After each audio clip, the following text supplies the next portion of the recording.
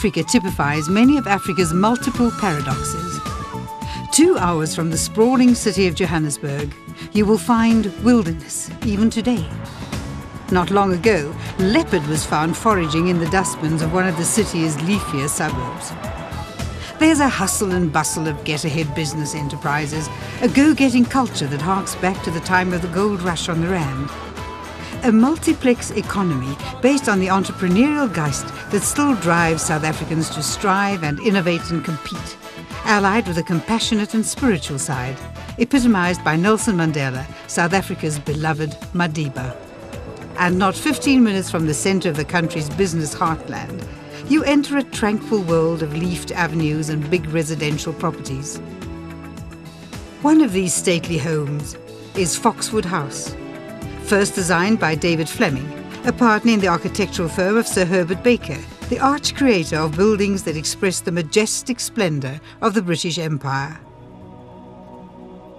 Foxwood House was inspired in part by the models that Herbert Baker himself recalled from his childhood, the elegant farmhouses of southern England. But Fleming had a more stylish spirit even than his boss, and Foxwood House is yet more sophisticated and elegant.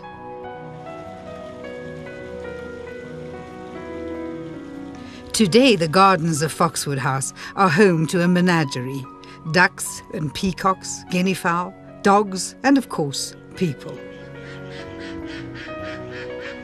It was designed for the Boustrad family after the First World War, but sold to the Oates family from Australia, one of Johannesburg's pioneers of the motor industry in 1933.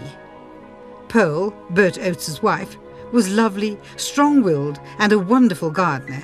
In fact, she laid out the gardens at Foxwood herself, and her work is essentially unchanged.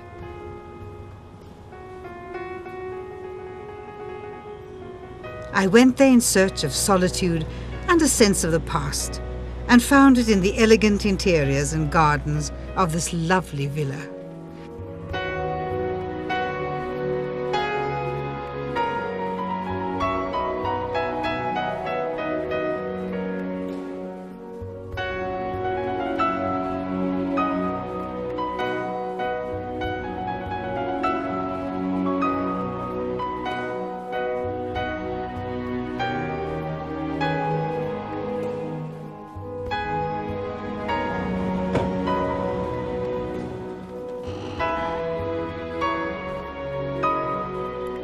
The present owners have restored Foxwood House to its former glory, refurbishing the panelling and the staircase and reverently installing this lovely portrait of Marilyn Oates, one of the 2 gorgeous Oates daughters.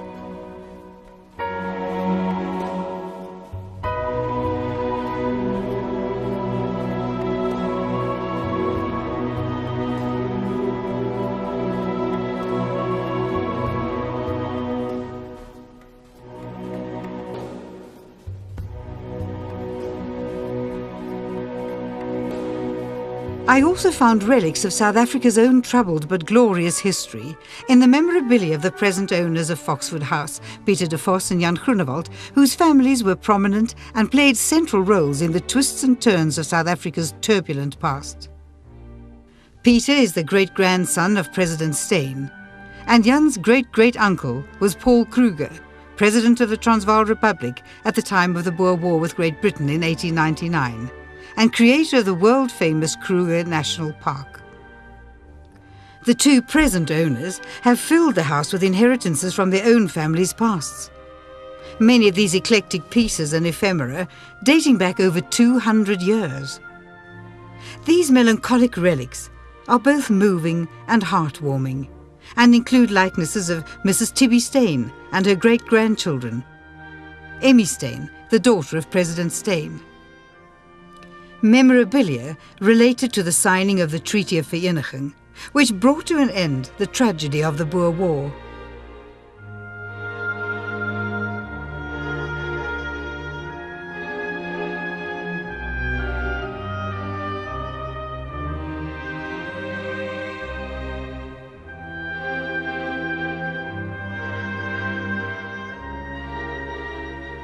There's a photograph of President Steyn's house in Bloemfontein, the capital of the Free State.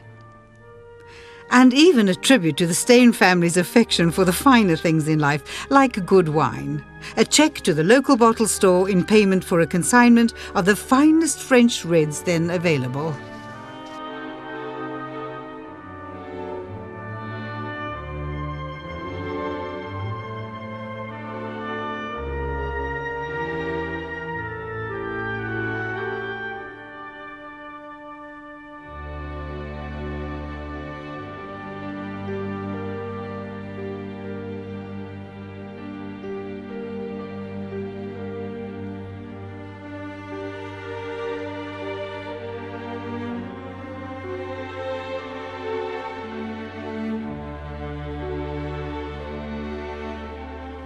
The last letter President Steyn wrote to his family is also enshrined here at Foxwood House.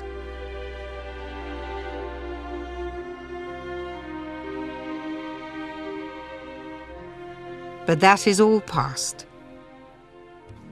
Now, the present owners have extended the legacy of their forebears and created a small, perfect boutique hotel as an adjunct to Foxwood House. The new additions and extensions are furnished and finished in the most exquisite taste, as you'd expect from two partners with such illustrious forebears.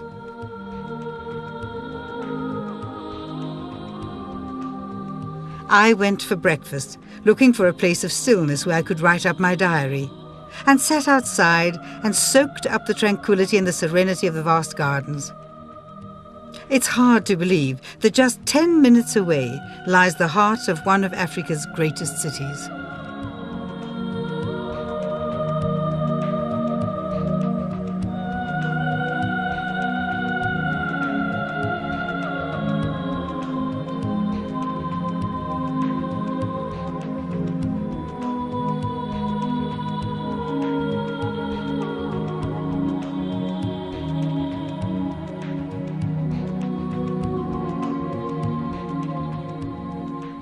The hotel specializes in conferences, but not to the exclusion of small groups or romantic couples or discerning tourists or honeymooners. The interiors are spacious, the volumes restful and calm. The hotel is more like an extension of the family home, with antiques and Persians predominating. Breakfast itself was sumptuous.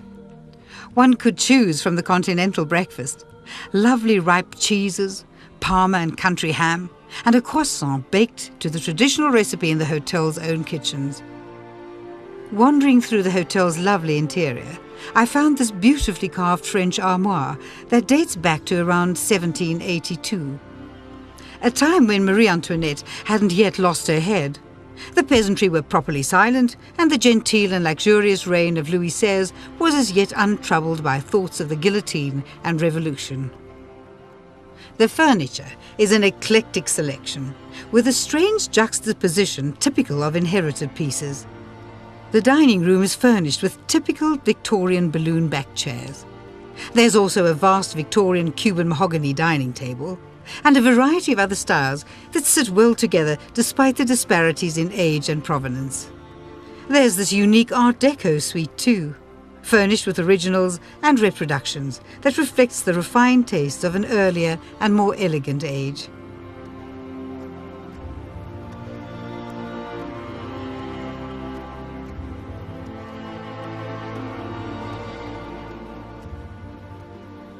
Every conceivable modern luxury is included, and the furnishings, ambiance and sheer style of Foxwood will please the most discerning and finicky international guest, largely because the present owners are cosmopolitan by inclination. They are inveterate international travellers themselves, and set out to create the kind of refuge they themselves have sought throughout the world. Hence the eclectic furnishings, idiosyncratic but wonderfully compatible combinations, and the serenity of the hotel. All this sits so comfortably amid the English country house setting of old Foxwood Villa. And you know intuitively that Sir Herbert Baker, David Fleming the architect, and the Boustreds and the Oateses, not to mention generation after generation of South Africa's governing Afrikaans elite, are looking down from their individual heavens and approving this newest and most wholly satisfying incarnation of Foxwood, the result of complex intermingled visions and culture.